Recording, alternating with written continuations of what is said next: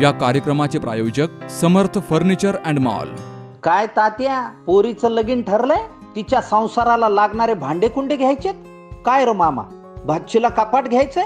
काय आप्पा, पुतणीला फ्रीज घ्यायचाय?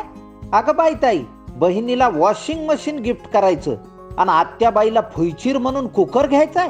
अरा थांबा, खरेदीसाठी इकडं तिकडं धावपळ करू नका, चिंता सोडा आणि हे सगळं एकाच ठिकाणी खरेदी करा. काय कुठं? अहो, आपल्या वाल्मिकरावच्या समर्थ फर्निचर मॉल मध्ये सर्व प्रकारचे ब्रँडेड फर्निचर आणि विविध नामांकित कंपन्यांचे इलेक्ट्रॉनिक वस्तू आणि दर्जेदार स्टीलची भांडी, आकर्षक क्रॉकरीज, आता सर्व एकाच छताखाली, अर्थात समर्थ फर्निचर मॉल मध्ये. Samarth furniture and mall, Gulewadi, Sangamner, Sugaon Budruk, तालुका अकोले, जिल्हा अहमदनगर. मला निश्चितच आनंद होतो. मी अनेक व्याख्यानमालांमध्ये जात असतो आणि यापूर्वी देखील गेली अनेक दशकं महाराष्ट्रामध्ये फार मोठं समाज जागृतीचं काम या व्याख्यानमालांनी केलेलं आहे. त्यापैकी एक व्याख्यानमाला. तर प्रथम तर मी स्वतःला, ही माझ्यासाठी अत्यंत अभिमानाची गोष्ट आहे की आज व्याख्यानमालेमध्ये मला निमंत्रित केलं गेलं. त्याचबरोबर दुसरं पुष्प फुंकण्यासाठी मला हा विषय दिला गेला. त्याबद्दल मी या सर्व ऑर्गनायझर्स अत्यंत मनपूर्वक आभार मानतो. आणि त्याचप्रमाणे पण आम्हाला मुंबईकरांना एवढा मोठा क्राऊड बघण्याची सवय नाही. आम्ही अनेकदा बघतो की मोठमोठे वक्ते येतात, पण समोर क्राऊड 10 ते 20 लोकांचा असतो. अनेकदा ऑर्गनायझर्सच असतात, त्यांच्याबरोबर इंटरॅक्शन होतं. पण अजूनही तुमच्याकडे परंपरा टिकून आहे. यातनं तुमचा जो इंटरेस्ट आहे हा पण अभिव्यक्त होतो. त्यामुळे तुमचं देखील अत्यंत मनपूर्वक आभार मानतो. आजचा जो विषय मला देण्यात आलेला आहे, भारत आणि आंतरराष्ट्रीय राजकारण. मला यासाठी आनंद वाटतो की आज संगमनेरमध्ये आपण जगामध्ये काय घडतं आहे आणि त्याचा भारतावरती होणारा परिणाम काय आहे, भारत त्याला कशा पद्धतीने प्रतिसाद देतो आहे, अशा अनेक बाबींची चर्चा करणार आहोत. ही एक अत्यंत महत्वाची बाब आहे, कारण या विषयांवरती यापूर्वी चर्चा केवळ नवी दिल्लीमध्ये व्हायच्या. नवी दिल्लीमध्ये जे मिनिस्टर ऑफ एक्सटर्नल अफेअर्स आहे, म्हणजे आपला परराष्ट्र व्यवहार मंत्रालय आहे, त्या मंत्रालयामध्ये सूट बुटामध्ये असणारे, Indian foreign service through select झालेले, अत्यंत गोड इंग्रजी बोलणारे अशा लोकांपर्यंतच या विषयाची चर्चा, अशा लोकांपर्यंतच हा विषय मर्यादित. हा विषय केवळ इंग्रजी भाषेमध्ये बांधला गेलेला. सर्वसामान्य माणसाला तुम्ही जर विचारलं तर आपल्याकडे भारतामध्ये देखील सर्वसामान्य माणसाचा आंतरराष्ट्रीय संबंधाचं जे ज्ञान आहे ते पाकिस्तान आणि चीनच्या पुढे जात आहे. आता ते थोडंसं अफगाणिस्तानपर्यंत गेलं. अफगाणिस्तानची चर्चा आपण इथं करायला लागलो आणि मोठ्या प्रमाणात चर्चा करायला. म्हणजे माझं मी कमीत कमी 6 ते 7 व्याख्यानं अफगाणिस्तानवरती केली. एवढा लोकांना प्रचंड इंटरेस्ट. त्यामुळे मला तसं म्हणायचं की हा तसा तांत्रिक स्वरूपाचा विषय, पण त्याला ऐकण्यासाठी देखील आपण सगळ्यांनी एवढ्या उत्साहाने, एवढ्या मोठ्या संख्येने इथं उपस्थिती दर्शवली. आता प्रथम ही गोष्ट लक्षात घेणं गरजेचं आहे की हा विषय जरी त्याच्या नावाने आंतरराष्ट्रीय संबंध वगैरे थोडासा असा मोठा वाटत असला तरी एक बाब सर्वात प्रथम मी नमूद करू इच्छितो आणि ती अशी आहे की हा विषय आपल्यापासून दूर नाही. तर हा विषय तुमच्या माझ्या दैनंदिन जीवनावरती, आपल्या प्रत्येक मिनिटावरती, आपल्या प्रत्येक तासावरती परिणाम करणारी गोष्ट आहे. आणि याचं सगळ्यात महत्वाचं उदाहरण म्हणजे गेल्या 1.5 पाऊण 2 वर्षांमध्ये ज्या कोरोनामुळे आपण फोडलो गेलो. आपल्याकडे 2 लॉकडाऊन या कोरोनासाठी घोषित करण्यात आले. आपल्याला कल्पना आहे की किती प्रचंड मोठं नुकसान झालं. हजारो लोकांचे प्राण गेले आणि सर्वसामान्य माणसांच्या मनामध्ये एकच प्रश्न सातत्याने येत होता की माझी काय चूक आहे. हा कोरोना कोण आहे? हा कोरोना आंतरराष्ट्रीय संबंधांचा विषय आहे. हा कोरोना भारतीय नाही. याचा उगम कुठेतरी चीनमध्ये, चीनच्या वुहान शहरामध्ये. असं चीन सांगतो की आमच्याकडे मासळी बाजारामधनं या कोरोनाचा उगम झाला. ज्याला वेट मार्केट असं म्हणतात. अर्थात चीन जे सांगतो त्याच्यावरती आपण अजिबात विश्वास ठेवता कामा, कारण चीनच्या 80 ते 90% गोष्टी ज्या आपल्यापर्यंत पोहोचतात त्या कितपत खऱ्या असतात हे कळत नाही. कारण चीनमध्ये सोशल मीडिया नाही, चीनमध्ये व्हॉट्सअप नाही, चीनमध्ये फेसबुक नाही, चीनमध्ये गुगल नाही. त्यांच्या सरकारने त्यांची सोशल मीडियाची साधनं काढली आहेत. चीनमधनं कोणतीच गोष्ट बाहेर पडत नाही. चीनमधनं काही लोक पळून हाँगकाँगला जातात, काही लोक पळून तैवानला जातात आणि तिथून ते जगाला कम्युनिकेट करतात की चीनमध्ये असं घडतं. हा एक असा देश आहे की ह्या देशामध्ये 1989ला 1989ला तिथं जसं तुमच्या संगमनेरमध्ये एखादा चौक असेल तसं तिथं बीजिंग शहरामध्ये तियानमेन नावाचा चौक आहे. त्या चौकामध्ये साधारणतः 50,000 विद्यार्थी एकत्र आले आणि या विद्यार्थ्यांनी आपल्याकडे मोर्चे निघतात. मला कल्पना आहे मोर्चे तुमच्या माझ्यासाठी नवीन नाही आहे, सातत्याने मोर्चे आपण बघत असतो. तर मोर्चे निघता आपली काय परिस्थिती असते, ते शांतपणे जातात, त्यांच्या आसपास पोलीस उभे असतात. थोडाफार काही अपप्रकार घडला तर पोलीस त्यांना उचलून व्हॅनमध्ये टाकतात आणि नंतर सोडून देतात. याच्या पलीकडे काहीच घडत नाही. पण चीनमध्ये जेव्हा 50,000 विद्यार्थी 1989ला एकत्र आले त्यावेळेला चीनच्या सरकारने काय केलं, प्रत्यक्ष रणगाडे बोलवले आणि रणगाडेच्या आंदोलकांवरती चालवले. त्याच्यामध्ये 10,000 तरुण मुलं चिरडून करून गेली. पण जगाला हे कधी कळलं, 1993 साली कळलं, 4 वर्षानंतर जेव्हा एक मानव अधिकाराची आंतरराष्ट्रीय परिषद जिनेवामध्ये झाली. त्यावेळेला चीनमधनं काही लोक पळून गेलेले होते. त्यांनी सांगितलं की 1989ला आमच्या देशामध्ये असं असं घडलं होतं. त्यामुळे चीनमध्ये जे घडतं, ज्या गोष्टी येतात त्या तुमच्या माझ्यापर्यंत फिल्टर होऊन येतात. हाच प्रकार कोरोनाच्या बाबतीमध्ये झाला. परंतु आता बहुसंख्य शास्त्रज्ञांनी अशा स्वरूपाचा अनुमान काढलेला आहे. अमेरिकेच्या गुप्त हे संघटनांनी याला शिक्कामोर्तब केलेला आहे की हा कोरोना दुसरा तिसरा प्रकार नसून हे चीनचं बायोलॉजिकल वेपन आहे. याला जीवास्त्र असं म्हणतात आणि हा फार सोपा प्रकार झालेला आहे. आता तुम्हाला मोठमोठ्या प्रकारची आर्मी मेंटेन करण्याची गरज नाही.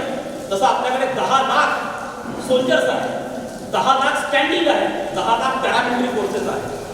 तुम्हाला माहिती किती प्रचंड पैसा खर्च होतो यांच्या सॅलरीजवरती, यांच्या पेन्शन्सवरती. आपल्याला मोठमोठे आर्म्स, $1 बिलियन आर्म्स खरेदी करावे लागतात. पण आता इतकं सोपं झालेलं आहे की एखाद्या प्रयोगशाळेमध्ये एखादा विषाणू तयार केला आणि तो विषाणू गुपचूपपणे शत्रू देशामध्ये किंवा स्पर्धक देशामध्ये सोडा. तुम्हाला काहीही करायची गरज नाही. त्याची अर्थव्यवस्था उद्ध्वस्त होऊन जाते. आज जगामध्ये 193 देश आहे, युरोपचे मोठमोठे देश आहेत, अर्थव्यवस्था धुळीला मिळाली. अमेरिकेसारख्या बलाढ्य देशामध्ये 4 कोटी लोक बेरोजगार झालेले आहेत. प्रचंड लोक आत्महत्या करतात. काहीही चीनला करायची गरज नाही. आज बघा चीनमध्ये काय चाललंय.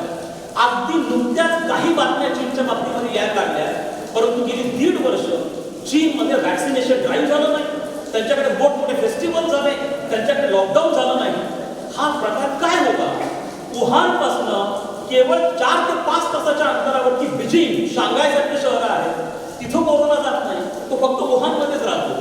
याचाच अर्थ वुहानची जी इन्स्टिट्यूट ऑफ व्हायरॉलॉजी आहे, जगातली सगळ्यात प्रसिद्ध इन्स्टिट्यूट आहे, त्यामध्ये आजच्या घडीला 257 अशा स्वरूपाची विषाणू आहे.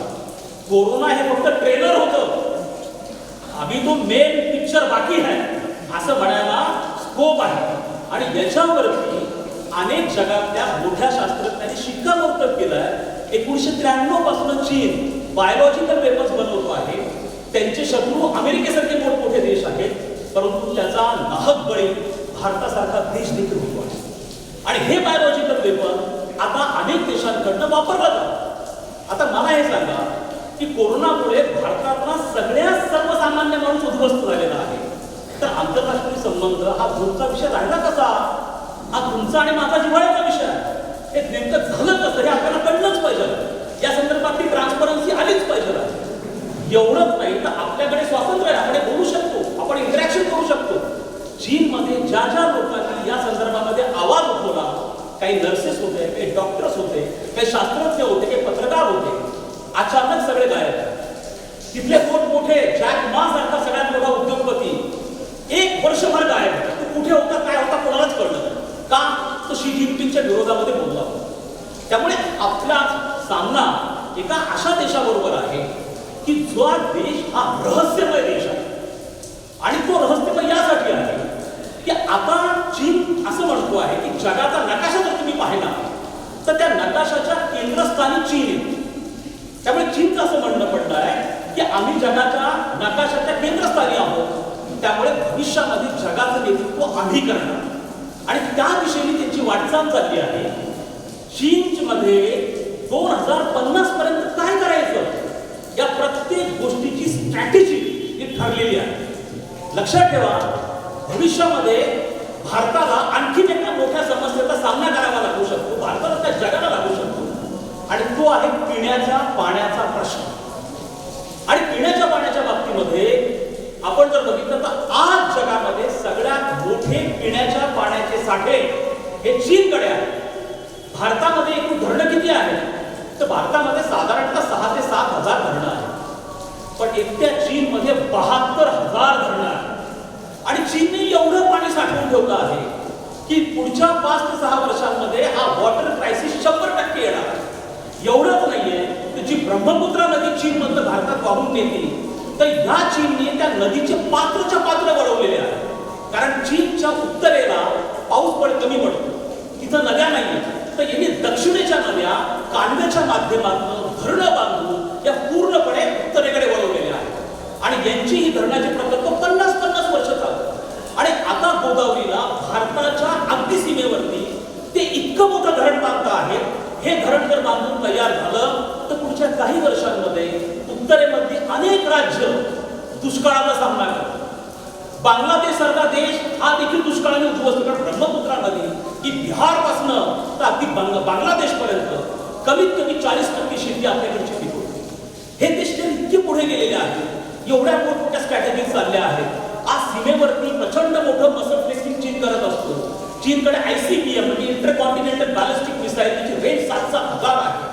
असं सगळं करत असताना आपण असं म्हणायचं की आम्हाला आंतरराष्ट्रीय संबंधांमध्ये राजकारणात इंटरेस्ट नाही, आम्हाला फॉरेन पॉलिसीमध्ये इंटरेस्ट नाही, तो आपला अज्ञानीपणा आहे. आणि त्यामुळे या सगळ्या विषयांवरती तुम्ही मी चर्चा केलीच पाहिजे जसं आपण करतो. पण हा प्रश्न तुमच्या आणि माझ्या सर्वांचा प्रश्न. अफगाणिस्तानमध्ये तालिबान शासन आलं का तुम्ही मी चर्चा करतो आहोत? काय कारण चर्चा करण्याचं? तिथल्या महिलांवरती प्रचंड अन्याय होतात, अत्याचार होतात. त्या संदर्भामध्ये भारतामध्ये परिसंवाद आयोजित केले. कारण ते नाही आहे, कारण वेगळं आहे. कारण हे जेव्हा तालिबानी 1996 ते 2001 या काळामध्ये त्यांचं अफगाणिस्तानमध्ये जेव्हा शासन होतं त्याच वेळेला भारतामध्ये विमानाचं अपहरण झालं होतं 1999ला. आपल्या सगळ्यांना कल्पना असेल, आपण वाचले असेल, ज्याला कंदहार जे हायजॅक प्रकरण म्हणतो. काय होतं हायजॅक प्रकरण? कोणी केलं होतं हे? तर आपल्या काश्मीरमध्ये तुरुंगामध्ये मौलाना मसूद अझहर नावाचा एक अत्यंत ड्रेडेड टेररिस्ट, भयंकर मोठा दहशतवादी आणि तो जैश मोहम्मद नावाची संघटनेचा संस्थापक, याला आपण कैद करून ठेवलं. आणि याच मौलाना मसूद अझहरचा एक जिगरी मित्र मुल्ला ओमर यांनी तालिबान स्थापन केलेलं होतं. त्यांनी हा सगळा प्लॅन आणि त्यांनी आपण केलं की त्यांनी ते बरोबर फ्लाईट हायजॅक करून कंदहारला उतरवलं आणि मागणी केली की तुमचे हे जर प्रवासी सुखरूप पाहिजेत असतील तर तुम्हाला या मौलाना मसूद अझहरला सोडावं लागेल.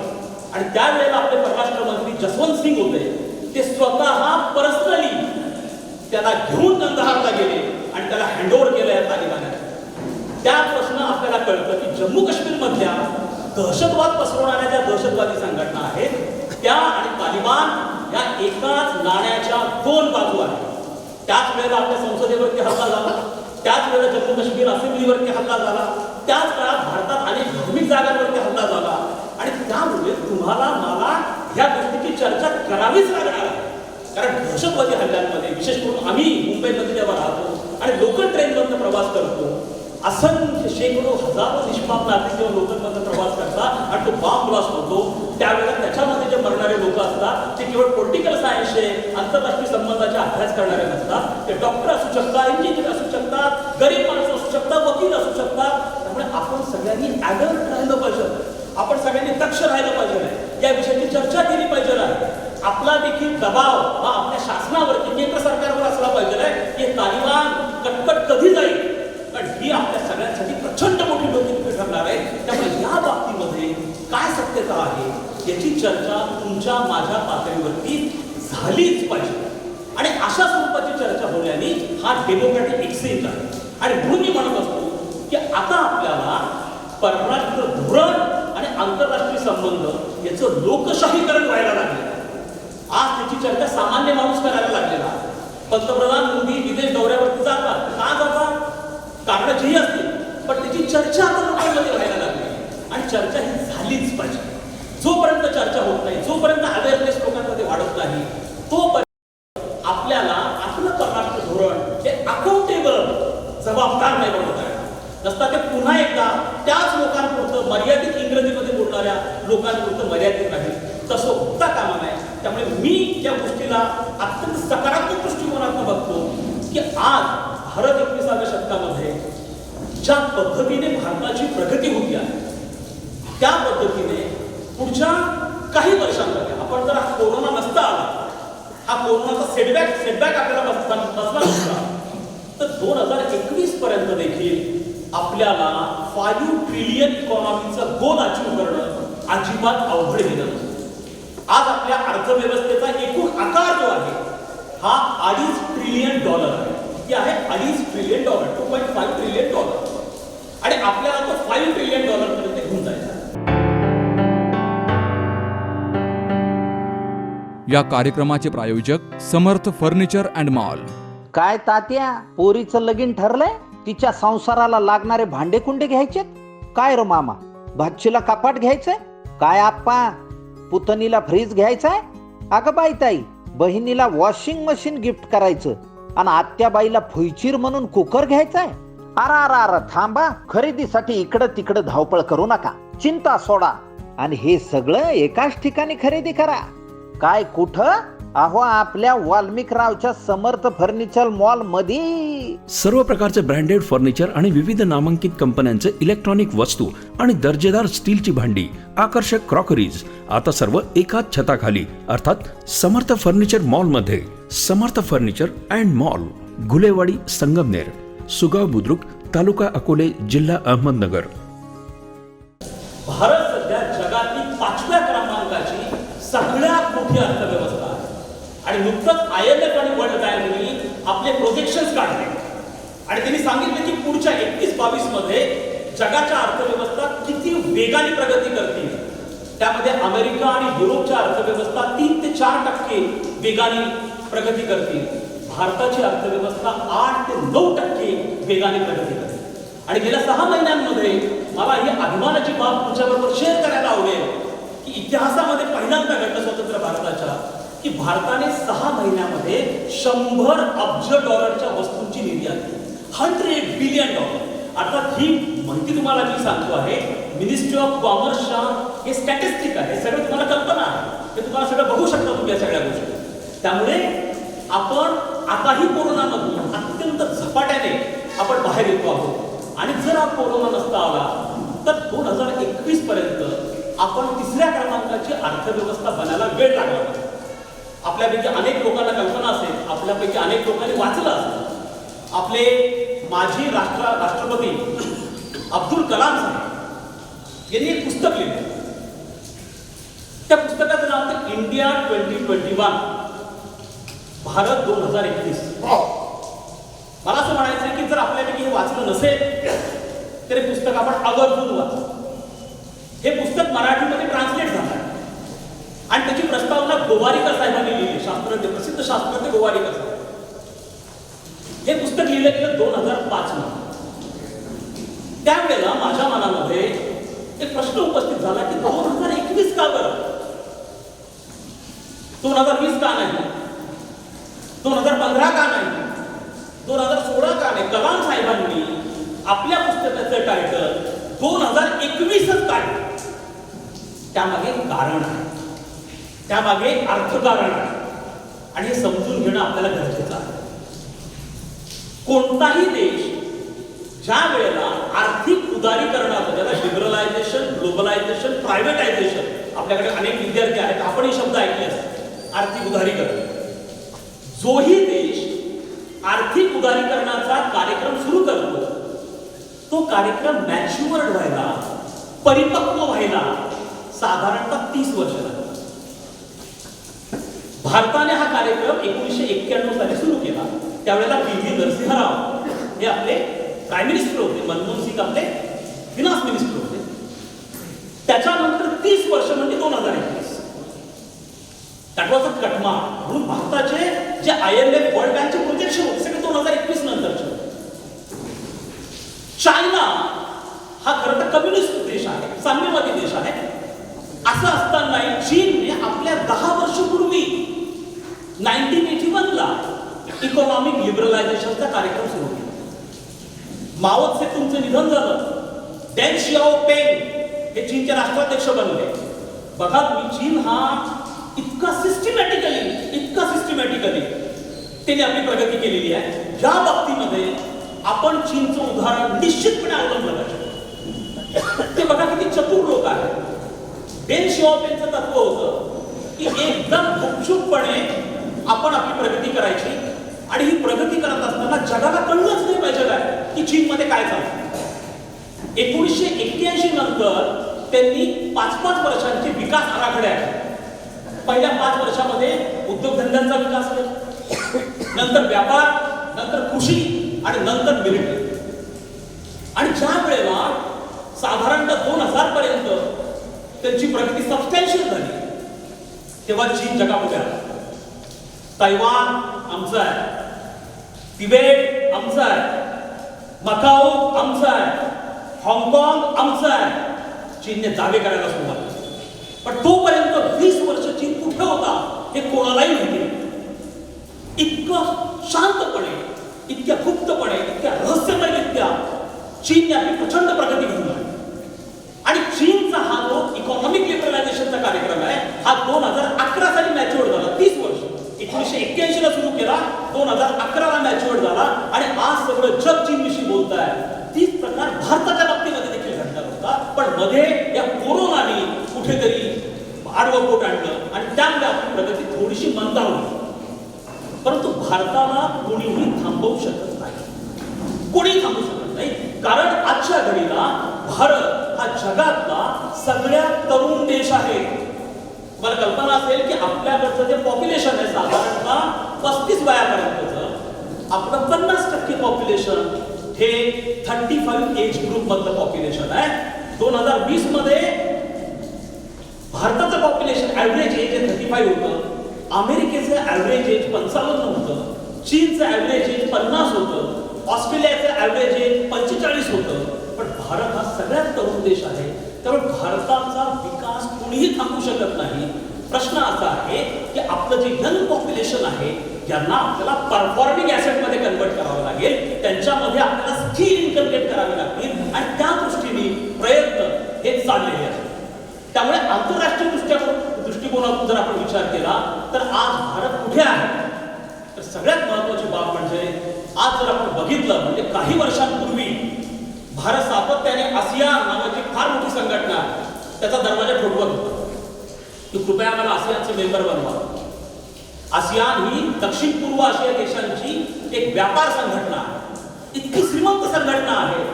या संघटनेने 1984 साली भारताला सांगितलं होतं की तुम्ही या आमचं मेंबर व्हा. पण त्यावेळेला आपल्या परराष्ट्र धोरणामध्ये विचारसरणीला फार प्राधान्य होतं. ही आपल्याला ओपन ऑफर होती, ती ओपन ऑफर पण नाकारली 1984 ला. आणि त्यानंतर भारत सातत्याने प्रयत्न करत होता की आम्हाला मेंबर बनवा, आम्हाला मेंबर बनवा. तोच प्रकार युनायटेड नेशनच्या सिक्युरिटी काउन्सिलच्या बाबतीत झाला. युनायटेड नेशनची सुरक्षा परिषद ही जगातली सगळ्यात ताकदवान संघटना. त्याचे 5 सदस्य देश आहेत, अमेरिका, रशिया, इंग्लंड, फ्रान्स आणि चीन. हे 5 देश आहेत आणि हे ठरवतात कोणत्या देशामध्ये मिलिटरी इंटरव्हेन्शन करायचं, कोणत्या देशावरती आर्थिक निर्बंध टाकायचे, कोणाला उद्ध्वस्त करायचं, कोणाला ठेवायचं. याचा निर्णय घेणारी जी समिती आहे तिला सुरक्षा परिषद असं म्हणतात. या सुरक्षा परिषदेचं देखील मेंबरशिप कधी काळी भारताला ऑफर केलं गेलं, पण ते आपल्याकडे नाकारले. परंतु आज इतिहासामध्ये पहिल्यांदा असं घडलंय की भारत या सुरक्षा परिषदेचा ऑगस्ट 2021 मध्ये अध्यक्ष बनला. आणि केवळ अध्यक्ष बनला नाही तर अत्यंत सक्सेसफुल भारताने अध्यक्ष म्हणून दाखवलं. भारत आता याचा नॉन परमनंट मेंबर आहे 2 वर्षांचा. आज बघा G20 सारखी संघटना आहे त्याचा भारत मेंबर आहे. शांघाय सहकार्य संघटना म्हणून आहे त्याचा भारत मेंबर आहे. आणि नुकतंच तुमच्या ऐकण्यामध्ये आलं असेल की आता जगातल्या मोठमोठ्या देशांना भारताच्या प्रेझेन्सची गरज वाटायला लागली. कोणतीही मोठी संघटना निघाली की भारत त्याचा मेंबर असला पाहिजे असं त्यांना वाटतं. एक क्वाड नावाची संघटना निघाली. ही संघटना आहे जपान, ऑस्ट्रेलिया, अमेरिका आणि त्याचा भारत मेंबर आहे. एकीकडे ही संघटना निघाली तर दुसरीकडे आणखीन एक मुस्लिम देशांमध्ये अशाच प्रकारची संघटना निघाली आहे ज्याला अब्राहम अकॉर्ड असं म्हणतात. यामध्ये देखील अमेरिकेची इच्छा आहे की भारताने यावं आणि त्याच्यामध्ये इस्रायल, अमेरिका, UAE आणि भारत असे 4 देश आहेत. सांगायचा मुद्दा हा आहे की आता जगाला भारताची गरज आहे. जग भारताकडे अत्यंत आशावादी दृष्टिकोनातून पाहायला लागलेला आहे. विश्व आरोग्य संघटनेच्या एक्झिक्युटिव्ह काउन्सिलचा भारत चेअरपर्सन होता. युनायटेड नेशनच्या सिक्युरिटी काउन्सिलचा भारत चेअरपर्सन होता. आज देखील युनायटेड नेशनच्या 15 समित्यांपैकी 3 समित्यांचा अध्यक्षपद भारताकडे आहे. पण तुमच्या माझ्यापर्यंत या बातम्या पोहोचत नाही. मराठी न्यूजपेपर्स, मीडिया याला फारसं कव्हर करत नाही. याला कव्हर करणारा जो इंग्रजी माध्यमातील पेपर्स आहेत भाषेची अडचण येते. त्यामुळे अनेक आपल्या माइलस्टोन्स आणि अचिव्हमेंट्स या आपल्यापर्यंत पोहोचत नाही. पण जर तुम्ही तुमचे कोणी नातेवाईक अमेरिका व युरोपमध्ये राहत असतील त्यांना जरूर ही गोष्ट विचारा. जे NRIs आहेत मला कल्पना आहे भारताचे किती लोक बाहेर राहतात. भारताची जी लोकसंख्या 138 कोटी आहे तर आजच्या घडीला 2,60,00,000 लोक 123 देशांमध्ये राहतात. 2,60,00,000 आणि हे लोक तुम्हाला प्रतिवर्षी पैसा पाठवतात. ती म्हणतात हा पैसा कसा काय आणि हा किती पैसा आहे. तुम्हाला आश्चर्य वाटेल. हे जे परदेशात राहणारे भारतीय ज्याला आपण अनिवासी भारतीय म्हणतो हे प्रतिवर्षी भारताला $80 अब्ज एवढा प्रचंड पैसा भारतामध्ये गुंतवतात, आणतात, पाठवतात. $80 बिलियन. ओके. आणि तुम्हाला कल्पना आहे की ज्या वेळेला युरोपमध्ये आर्थिक मंदी आली होती 2008 मध्ये भारतात आर्थिक मंदी का नाही आली. जेव्हा एशियन करन्सी क्रायसिस झाला होता 1999 ला तो भारतात का नाही आला.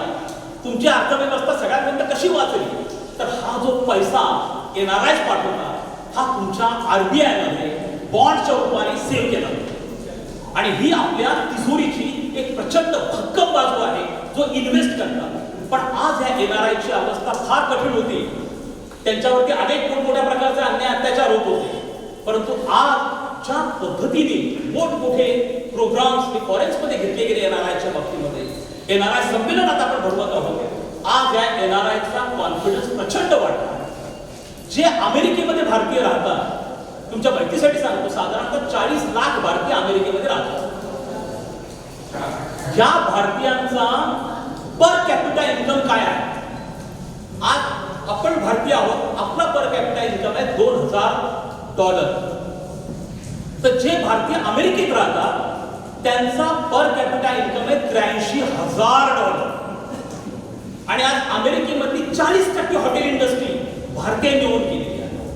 आज जेव्हा अमेरिकेमध्ये इलेक्शन होतात तेव्हा रिपब्लिकन पक्ष असो किंवा डेमोक्रॅटिक पक्ष असो यांना भारतीयांना आपल्याकडे घ्यावं लागतं कारण सगळ्यात जास्त डोनेशन भारतीय देतात.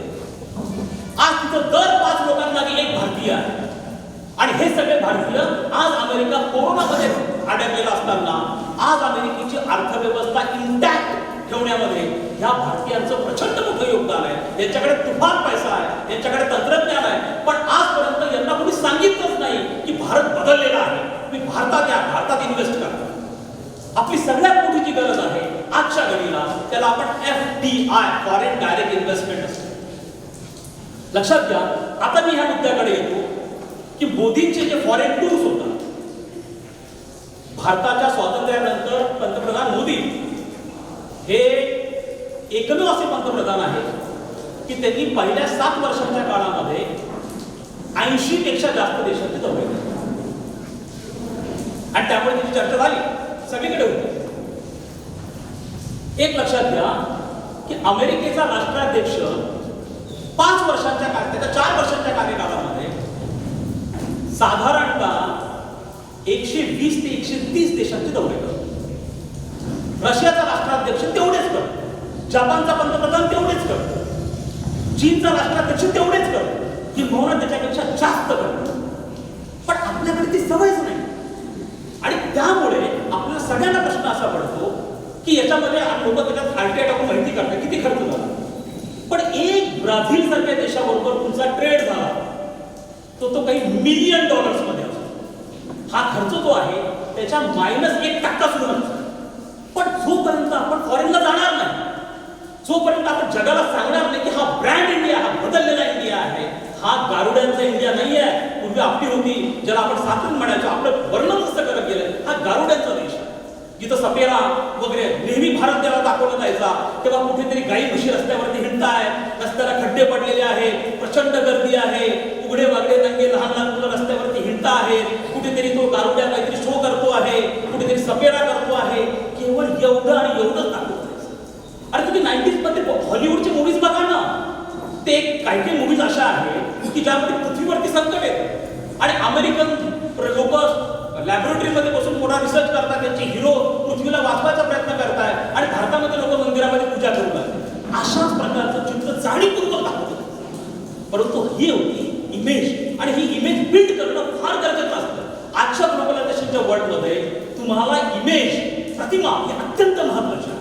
आणि हे साध्य कसं झालंय मी तुम्हाला सांगतो. भारतामध्ये जी दरवर्षी FDI फॉरेन डायरेक्ट इन्व्हेस्टमेंट यायची, ही साधारणतः आपल्याकडे 49 ते 50 अब्ज डॉलर्स यायची. 2016, 17, 18 या 3 वर्षांमध्ये प्रतिवर्षी भारतामध्ये 80 अब्ज डॉलरची FDI आली.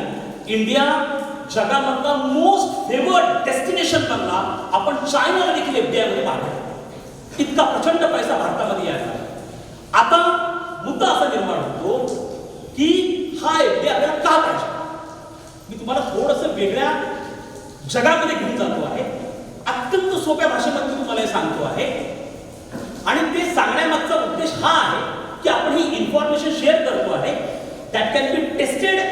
हे तुम्ही कुठेही गुगलवरती सगळीकडे त्या सोर्सेसमधनं ही इन्फॉर्मेशन घ्या. आता तुम्हाला मी त्यामागचं मेन कारण सांगतो की आपल्याकडे काय झालंय की आपली सगळ्यात मोठी भारताची आजची समस्या काय आहे.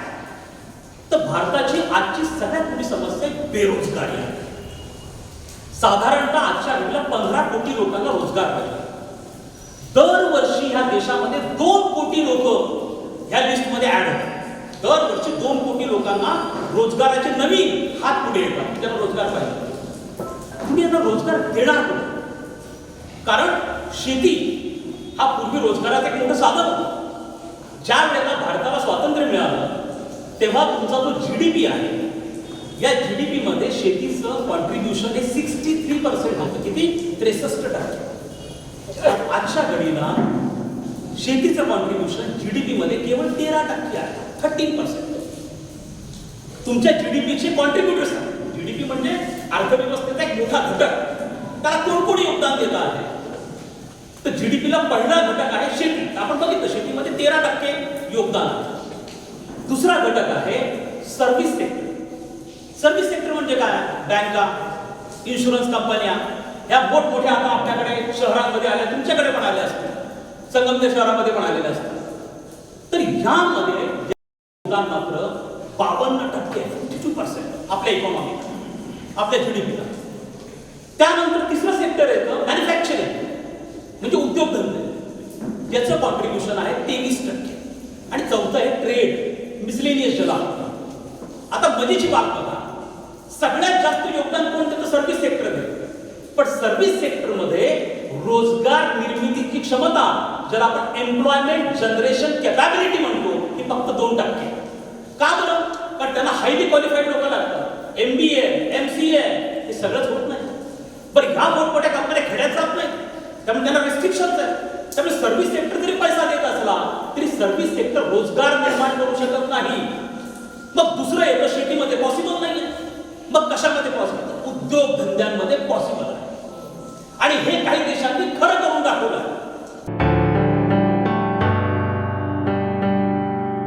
या कार्यक्रमाचे प्रायोजक समर्थ फर्निचर अँड मॉल. काय तात्या, पोरीचं लगीन ठरलंय? तिच्या संसाराला लागणारे भांडे कुंडे घ्यायचेत? काय रे मामा, भाचीला कपाट घ्यायचंय? काय आप्पा, पुतणीला फ्रीज घ्यायचाय?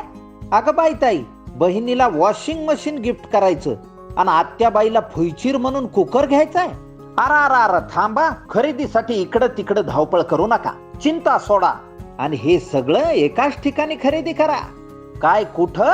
अहो, आपल्या वाल्मिकरावच्या समर्थ फर्निचर मॉल मध्ये. सर्व प्रकारचे ब्रँडेड फर्निचर आणि विविध नामांकित कंपन्यांचे इलेक्ट्रॉनिक वस्तू आणि दर्जेदार स्टीलची भांडी, आकर्षक क्रॉकरीज आता सर्व एकाच छताखाली अर्थात समर्थ फर्निचर मॉल मध्ये. Samarth furniture and mall, Ghulewadi, Sangamner, Sugaon Budruk, तालुका अकोले, जिल्हा अहमदनगर. आपण घरामध्ये गेलो, सॅमसंगचा टीव्ही लावतो, व्हर्लपूलचं वॉशिंग मशीन वापरतो. त्याचप्रमाणे अशा अनेक कंपन्या आहेत. ह्या मेनली कंपन्या ज्या सगळ्या कन्झ्युमर आयटम्स बनवतात, या सगळ्या दक्षिण कोरियाच्या, साऊथ कोरियाच्या. आज तुमच्याकडे किया मोटर्स, ऑटोमोबाईल मध्ये सुद्धा ते लोक आलेले आहेत. काय केलं या देशाने? या दक्षिण कोरिया देशाने त्याचं अनुकरण सध्या भारत करतो. जे भारतात चाललेलं आहे हे पहिले 30 वर्षांपूर्वी दक्षिण कोरियामध्ये घडलं आहे. या देशामध्ये आपल्यासारख्या समस्या होत्या. त्यामुळे त्यांनी काय केलं की त्यांनी मॅन्युफॅक्चरिंग वरती भर दिला. करा मॅन्युफॅक्चरिंग, प्रचंड प्रमोशन दिले, इन्सेंटिव्ह दिल्या, लोन दिल्या, स्मॉल स्केल इंडस्ट्री सुरू करा, कॉटेज इंडस्ट्री सुरू करा. आणि तिथं शेतामध्ये, खेड्याखेड्यांमध्ये, शहरामध्ये, पॉकेट्समध्ये इंडस्ट्री सुरू. आणि आज त्यांच्या GDP मध्ये मॅन्युफॅक्चरिंगचा वाटा 80% आहे. मग शेतीची तुम्हाला गरज नाही, तुम्हाला सर्व्हिस सेक्टरची गरज नाही. चायनाने सेम प्रकार केला. देश मेन असताना त्यांना पण शेती, आपल्यासारखे चायनाचे प्रॉब्लेम्स होते, प्रचंड शेतीवरती उदरनिर्वाह करणारे 70% जनता. आपण रोजगाराचा मोठा प्रश्न करायचं काय? मग त्यांनी देखील शेती ही इंडस्ट्रीमध्ये कन्वर्ट करायला सुरुवात केली. कॉटेज इंडस्ट्रीज काढल्या, प्रचंड मोठं प्रमोशन दिलं आणि आज चायना जगाची मॅन्युफॅक्चरिंग वापरते. आज तुमच्याकडे गणपतीच्या मूर्ती चायना बनवतो, तुमच्याकडे धुलीवंदनाचे रंग चायना बनवतो, तुमच्याकडे नागपंचमीचे पतंग चायना बनवतो, दिवाळीचे फटाके ते बनवतात, लाईट्स ते बनवतात. काय ते बनवत नाही? मागच्या कोरोनाच्या काळामध्ये जेव्हा गलवानचा क्रायसिस घडला होता, आपल्याकडे लॉकडाऊन चालला होता, त्यावेळेला भारतीय व्यापाऱ्यांनी असं ठरवलं की राखी पौर्णिमेला आम्ही चीनने बनवलेल्या राख्या वापरणार नाही. केवळ राखी पौर्णिमेला चीनने बनवलेल्या राख्या वापरल्या नाही म्हणून चीनचं 400 कोटींचं नुकसान झालं. म्हणजे 400 कोटी चीन केवळ राख्या विकून तुमच्याकडे पैसे काढले. तुम्ही इमॅजिन करा की दिवाळीचे फटाके, दिवाळीचे तुम्ही, आणि आपल्याला नको असतं, आपल्या लोकल जे लोक बनवतात ते आपल्याला नको असतं, आपल्याला त्यांनीच बनवलेलं पाहिजे. कारण त्यांची स्ट्रॅटेजी आहे. ते काय करतात, एक पेन बनवतात आणि ते कसं आहे, खरं तर आजचा माझा विषय नाहीये, पण चीन कसा प्रोग्रेस केला त्यांनी याविषयी प्रचंड रिसर्च केलेला आहे. इतकं अप्रतिम त्यांच्याकडे पाठ आहे की त्यांच्याकडे त्यांनी हब तयार केले. संगमनेर, आता संगमनेरमध्ये आपण एक इंडस्ट्री सुरू करायचं ठरवलं आणि एक मोबाईल प्लॅन टाकायचा. तर काय होतं भारतामध्ये की जरी मोबाईल प्लॅनची बॅटरी आपल्याला दिल्लीवरून आणावी लागते, काही त्याचे सॉफ्टवेअरचे भाग आपल्याला साऊथ बँगलोरवरून मागवावे लागतात आणि आपल्याकडे रोड ट्रान्सपोर्टेशन अजिबात चांगलं नाही. त्यामुळे हे सगळं आणताना, असेंबल करताना त्याची किंमत प्रचंड वाढते. त्या लोकांनी काय केलं की वुहान, शांघाय, बीजिंग अशा गोष्टी बनवल्या की एकाच भागामध्ये मोबाईलला लागणारे सगळे स्पेअर पार्ट तिथं मिळतील, वॉशिंग मशीनला लागणाऱ्या सगळ्याच गोष्टी एकाच ठिकाणी मिळतील. त्यामुळे त्यांच्याकडे ट्रान्सपोर्टेशनचा खर्च प्रचंड वाचतो आणि बल्क क्वांटिटीमध्ये ते काढतात आणि ते काढल्यामुळे ते माल चीप बनतो आणि ते प्रचंड त्याला एक्सपोर्ट करू शकतात. अशा पद्धतीने मिराकल करत चीनने हे ट्रान्सफॉर्मेशन घडून आणलं. पण त्यासाठी त्यांनी काय केलं, आज बघा चीनमध्ये इतके अप्रतिम रस्ते आहेत, एअर कनेक्टिव्हिटी आहे, पॉवर कनेक्टिव्हिटी आहे, कुठेही इलेक्ट्रिसिटीचा प्रॉब्लेम नाहीये, वॉटरचा प्रॉब्लेम नाहीये. पण त्यासाठी जर तुम्हाला उद्योगधंद्यामध्ये रोजगार निर्माण करायचा असेल तर तुमची पहिली कंडिशन काय आहे, तर पहिली कंडिशन तुम्हाला इन्फ्रास्ट्रक्चर डेव्हलप करावं. आणि हे इन्फ्रास्ट्रक्चर तुम्ही करत नाही, तुमच्याकडे रेल कन्स्ट्रक्शन चांगलं पाहिजे आहे, हायवे कन्स्ट्रक्शन चांगलं पाहिजे आहे, पोर्ट कनेक्टिव्हिटी पाहिजे आहे, एअर कनेक्टिव्हिटी पाहिजे आहे, इंडस्ट्रीसाठी लँड पाहिजे आहे. 6 महिन्यांपूर्वी बिझनेस इंडियामध्ये मी एक आर्टिकल वाचला. एक अमेरिकन बिझनेसमॅनला भारतात प्लॅन्ट लावायचा होता. 6 वर्ष त्यांनी प्रयत्न केले आणि शेवटी चालला गेला. आजही भारतामध्ये आता खूप कमी झालं, साधारणतः 10,000 परवाने घ्यावे लागतात. आता ते कमी होऊन 350-400 वरती आले. त्याचा क्लिअरन्स, हा टेबल, तो टेबल, लँड मिळत नाही, लँड मिळत नाही तर पॉवरचा प्रॉब्लेम, पॉवर मध्ये इन्व्हायरमेंटल क्लिअरन्सचा प्रॉब्लेम, 1000 विंडोज जा कोण करणार. आणि त्यामुळे त्यांना गरज नाही आहे. तिकडे इंडोनेशिया सारखा देश बसलेला आहे. इंडोनेशिया काय करतात, आमच्याकडे या, आम्हाला टॅक्स देऊ नका, फक्त प्लॅन लावा, आमच्या लोकांना रोजगार द्या, डोंट वरी. रिबॉक शूज जे तुम्ही आम्ही वापरतो, हा रिबॉक शूज अमेरिकेवर येत नाही, बघा मेड इन इंडोनेशिया. आणि आता चीनमधनं ज्या कंपन्या बाहेर पडतायत या सगळ्या व्हिएतनाम, इंडोनेशिया, लाओस, कंबोडियामध्ये चालल्या. का चाललेल्या? ओपन आहे, टॅक्स हॉलिडे, 20 वर्ष टॅक्स देऊ नका, 25 वर्ष टॅक्स देऊ नका, यू आर वेलकम, काय पाहिजे तुम्हाला, ही फॅसिलिटी, लगेच फॅसिलिटी घेऊन टाका. यासारख्या पॉलिसीज ते देश राबवत आहेत. म्हणून आपल्याकडे एमएनसी काय येत नाहीये. चायनामधनं 13,000 एमएनसी बाहेर पडल्या. कुठे गेल्या एमएनसी? आपल्याकडे फार कमी एमएनसी सध्या आहेत. पण तुम्हाला त्यासाठी प्रयत्न करावे लागेल, तुमचं इन्फ्रा डेव्हलपमेंट करावं लागेल. अजूनही लँड रिफॉर्म ऍक्ट हा संसदेमध्ये प्रलंबित आहे. अजूनही रेट्रोस्पेक्टिव्ह टॅक्स रिफॉर्म ऍक्ट संसदेमध्ये प्रलंबित आहे. तुम्हाला या बाबतीमध्ये प्रॉपर प्लॅन करून, स्ट्रॅटेजी बनवून या गोष्टी कराव्या लागतील. आणि तुम्हाला एफडीआय हा अट्रॅक्ट करावा लागेल. अनफॉर्च्युनेटली आज तुमच्याकडे जो एफडीआय येतोय, ती म्हणतात एवढा पैसा सर येतो, जातोय कुठे? हा पैसा येतोय टूथब्रशमध्ये, पेस्टमध्ये, चिप्समध्ये, वेफर्स. कारण ह्या कंपन्यांनी तुम्हाला सवय लावली आहे 10 प्रकारचे वेफर्स खायचे. मॅजिक मसाला, काय टँगो, काय अजून बटर, पुदिना, भारती खाऊ लागले. आणि तुमच्याकडे जो लोकल प्रॉडक्ट करणारा आहे, कुरमुरे विकणारा आहे, त्याचे तुम्ही प्रॉडक्ट घेत नाही. तुम्ही घेता ते वेगवेगळ्या प्रकारचे वेफर्स. तुम्हाला दर 10 दिवसांनी टूथब्रश बदलायचा असतो, तुम्हाला वेगळ्या कंपनीचे टूथब्रश वापरायचे असतात. सगळा एफडीआय याच्यामध्ये. एफडीआय रुरल इन्फ्रास्ट्रक्चर डेव्हलपमेंट मध्ये येत नाही, एफडीआय हेल्थ मध्ये येत नाही, एफडीआय एज्युकेशन मध्ये येत नाहीये. पण आपण आपल्या सवयी बदलल्या पाहिजे. आणि जोपर्यंत आपण आपल्या सवयी बदलणार नाही तोपर्यंत या गोष्टी होत राहणार. आज तुमच्याकडे एसी वापरले जातात. 80% एसीचं मार्केट चायनाने ऑक्युपाय केलं. आज चायनाने शिओमी नावाचा एक मोबाईल लॉन्च केला. त्याने अभिमानाने सांगितलं आम्ही $3 बिलियन कमवले फक्त 3 महिन्यांमध्ये भारतामध्ये. आणि ज्या वेळेला आपला गलवानचा क्रायसिस झालेला होता, त्यामध्ये चीनने धूर्तपणा करून आपल्या जवानांवरती हल्ला केलेला. आज तो देश 2025 पर्यंत भारतावरती हल्ला करणार अशा प्रकारचे अमेरिकन गुप्तहेर संघटनांचे कॉन्क्रीट इनपुट्स आहेत, इंटेलिजन्स एजन्सीचे इनपुट्स आहेत. चायना प्रचंड तयारी करतोय 2025 पर्यंत भारतावरती अटॅक करायची. एक युद्ध 62 नंतर चायनाबरोबर आपलं होणार आहे, त्याची तयारी चायनाने ऑलरेडी सुरू केली. प्रचंड मोठं इन्फ्रास्ट्रक्चर डेव्हलप केलंय. पण त्या चायनाला सपोर्ट कोण करताय? भारत करतोय. कारण चायनाचा भारताबरोबरचा ट्रेड हा $200 बिलियन पर्यंत गेला. $200 बिलियन. आणि चायनाला प्रचंड प्रॉफिट भारतामध्ये मिळतो. तो ट्रेड आता वाढला. मी सारखे ट्विट्स करत असतो. मी ट्विटरवरती आहे, माझे कमीत कमी 80% ट्विट्स एकट्या चायनावरती असतात. आणि मी सगळी इन्फॉर्मेशन गॅदर करून लोकांना हे आव्हान करत असतो की तुम्ही देशी प्रॉडक्ट्स करा, सातत्याने करा. जोपर्यंत आपण ते यूज नाही करणार तोपर्यंत ते होणार नाही. आणि ही बाब आपल्याला लक्षात ठेवावी लागेल. लक्षात घ्या, जो पैसा तुम्ही चीनला देता आहात त्या कंपन्या, कारण चीनमध्ये कायदा 2017ला कायदा काढला गेला, त्याला नॅशनल इंटेलिजन्स ऍक्ट म्हणतात. त्या कायद्याची अशी तरतूद आहे की प्रत्येक चीनी कंपनीला त्यांच्याकडे असलेली माहिती ही चीनच्या सरकारला आणि लष्कराला द्यावी. हा कायदा आहे त्यांच्याकडे. त्याचा कलम 9, 10, 12, 14 हा कायदा तुमच्या इंटरनेटवरती अवेलेबल आहे. नॅशनल इंटेलिजन्स ऍक्ट 2017 बघा. त्यामुळे ह्या ज्या कंपन्या तुमच्याकडे येतात, तुमची सगळी माहिती गोळा करतात. वेगवेगळ्या पेटीएम पासून सगळ्यांमध्ये चीनच्या इन्व्हेस्टमेंट, चीनच्या तुमच्या सगळ्या नवीन आलेल्या इंडस्ट्रीमध्ये तुमच्या इन्व्हेस्टमेंट, तुमच्या मीडियामध्ये चीनच्या इन्व्हेस्टमेंट. आणि त्यामुळे तुम्हाला असं दिसतं की अनेक मीडिया देखील त्याच्या विरोधामध्ये फारसं बोलत नाही. फार मोजके आम्ही भारतीय आहोत की या विषयावरती कन्सिस्टंटली लिहित असतो.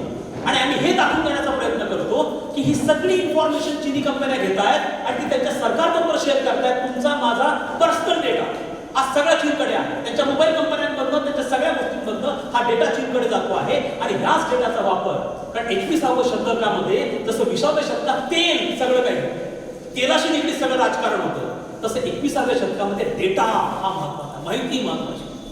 हा डेटा ज्याच्याकडे आहे तो जगावरती राज्य करणार. आणि म्हणून तुम्हाला कल्पना असेल, मागे अशी बघा, ट्राय करू, तुम्ही एखाद्या व्यक्तीला फोन करा आणि जर तुमचा फोन तोच नंबर व्हॉट्सअपचा असेल आणि तोच फेसबुकला कनेक्ट केलेला असेल तर 3 ते 4 दिवसांनी फेसबुकवरती त्या माणसाची ऍड ॲज अ फ्रेंड म्हणून येतं की नाही बघा. ही सगळी इन्फॉर्मेशन गोल गोल फिरते. ही कोण इन्फॉर्मेशन सगळी शेअर करतं? ही सगळी त्यांच्या हातामध्ये इन्फॉर्मेशन आहे. आणि म्हणून जेव्हा गलवान क्रायसिस झाला, का 100 चीनी ऍपवरती आपण बहिष्कार टाकला? कारण या ऍपच्या माध्यमातून भारतीयांना व्यसन लागलं होतं आणि या व्यसनाच्या माध्यमातून चीन सगळी तुमची इन्फॉर्मेशन आपल्याकडे घेत होता. म्हणून या चीनी ऍप्सवरती आपण बहिष्कार टाकला. ओके, त्यांना बॅन केलं. आणि त्यानंतर सरकारने कायदा केला की चीनकडनं ज्याही इन्व्हेस्टमेंट्स येतील त्याची होम मिनिस्ट्री पहिली स्क्रुटिनी करेल. ही इन्व्हेस्टमेंट कुठे येते आहे, कशामध्ये येते. आजपर्यंत आपल्याकडे तसा कायदा नव्हता. तो कायदा अशात केला नाही. त्यामुळे मला सांगण्याचा मुद्दा असा आहे की आपल्या देखील काही जबाबदाऱ्या आहेत. त्या दृष्टिकोनातून आपण वाचू शकतो. आज आपली रिक्वायरमेंट आहे मॅन्युफॅक्चरिंग सेक्टर डेव्हलप करण्याची आणि त्यासाठी भारताला $500 अब्ज लागणार आहे. जर तुम्हाला रस्ते बांधायचे असतील, रेल्वे बांधायचे असतील, एअरपोर्ट बांधायचे असतील, तुम्हाला बुलेट ट्रेन आणायचे असतील तर तुम्हाला इन्व्हेस्टमेंट लागणार आहे. त्यामुळे या सगळ्या फॉरेन टूर्सच्या माध्यमातून मोठमोठ्या इन्व्हेस्टमेंट्स अट्रॅक्ट करण्याची कॉन्ट्रॅक्ट केले जातात. जपानच्या व्हिजिटवरती जातात त्यावेळेला $20 बिलियन जपान भारतामध्ये इन्व्हेस्ट करणार आहे. पुण्याच्या जवळ इंडस्ट्रियल पार्क काढणार आहे, बुलेट ट्रेन आहे. चायनाच्या ह्यूज इन्व्हेस्टमेंट्स आहेत, अमेरिकेच्या ह्यूज इन्व्हेस्टमेंट्स आहेत, रशियाच्या ह्यूज इन्व्हेस्टमेंट्स आहेत. जोपर्यंत तुमच्याकडे इन्व्हेस्टमेंट, तुमच्याकडे पैसा नाही, तुम्ही तुमच्या पैशात ते करू शकत नाही. त्यामुळे तुम्हाला काही काळ तरी अशा प्रकारचा FDI अट्रॅक्टच करावा लागणार आहे. आणि तुमच्याकडे जोपर्यंत मॅन्युफॅक्चरिंग सेक्टर डेव्हलप होत नाही भारतामध्ये तोपर्यंत भारतीय अर्थव्यवस्था प्रगती करू शकत नाही. सर्व्हिस सेक्टरला लिमिटेशन्स आहेत, ऍग्रिकल्चरला लिमिटेशन्स आहेत. त्यामुळे फक्त मॅन्युफॅक्चरिंग सेक्टरमध्ये एम्प्लॉयमेंट जनरेशन पोटेन्शियल आहे, कॅपॅबिलिटी आहे. आणि म्हणूनच केंद्र सरकारने पहिले मेक इन इंडिया काढलं आणि मग आता आत्मनिर्भर भारत काढलं. काय आहे आत्मनिर्भर भारत? की तुम्ही कॉटेज इंडस्ट्री करा, प्रचंड सबसिडीज घ्या, पण तुम्ही स्वतःचा उद्योग सुरू करा. ओके, आणि स्टार्ट एक्सपोर्टिंग. अर्थात हे म्हणणं सोपं असतं पण हे इम्प्लिमेंट करणं तेवढंच अवघड आहे. कारण तुम्हाला त्याच्याबरोबर वेगवेगळ्या प्रकारचे कायदे, तुम्हाला जमीन मिळणं, पॉवर मिळणं, क्लिअरन्सेस मिळणं हे देखील आपल्याला वन विंडोमध्ये आणणं अत्यंत गरजेचं आहे. पण मी याला सकारात्मक दृष्टिकोनातून बघतो. ही प्रोसेस सुरू झालेली आहे. काही वर्षांनी तुमच्यापैकी 100 इंडस्ट्रियलिस्ट तयार होणार आहे, कारण शांत बसणार नाही.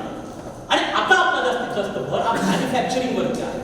आणि त्यामुळे हीच एक सेक्टर असं आहे ज्यांनी चायनाने मिरॅकल घडून आणलं, साऊथ ईस्ट एशियाने मिरॅकल घडून आणलं, साऊथ कोरियाने मिरॅकल घडून आणलं. तोच प्रकार आता भारतामध्ये घडतो आहे. आणि त्यामुळे भारत या इकॉनॉमिक ट्रान्सफॉर्मेशनच्या एका मोठ्या रस्त्यावरती आता चाललेला आहे. कोणी कितीही स्केप्टिकल, नकारात्मक दृष्टिकोनातून याकडे पाहिलं तरी एक गोष्ट आवर्जून लक्षात ठेवा, भारताची प्रगती कोणीही थांबवू शकत नाही.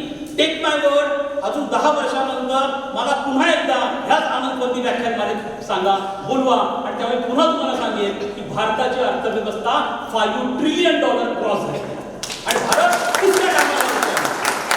हे ह्यासाठी आहे की आता आपण एका अशा स्टेजला गेलो आहोत की ज्या ठिकाणी केंद्रात कोणाचं सरकार आहे इट इज इमटेरियल.